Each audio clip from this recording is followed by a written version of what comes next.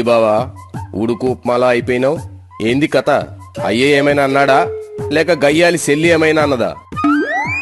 ఏ ఊకో, పక్కనే గొయ్యి తీసి అయ్యా కుయ్యా అంటావు. నేనేమన్నా నా మీద పడ్డావు? ఏమన్నావు? కేసీఆర్ సీఎం అని ఎందుకు రా చెప్పినావు? నా ఇజ్జత్ తీసినావు, పబ్లిక్ లో పకోడీ గాని చేసినావు. బావగాడు మంచి స్కెచ్ చేసిండు. ఈడేటి కొత్త కొత్తలాడిపోతున్నాడు?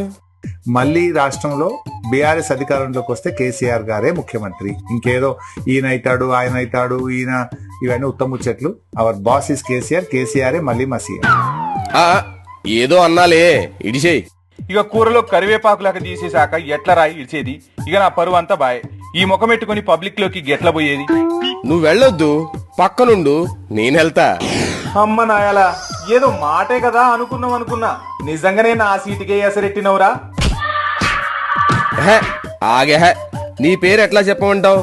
నువ్వు, నీ చెల్లి, నీ అయ్యా అందరూ పీకల్లోతు కేసుల్లో ఉన్నారు. మరి నేను కాకపోతే ఎవరు సీఎం? బయటకు వచ్చాక చూద్దాంలే. సచ్చినోళ్ళారా, పార్టీని సంకనాకిపిచ్చి నా మీద పడేడుస్తున్నారు ఎందుకు? అమ్మ నా కొడుకు.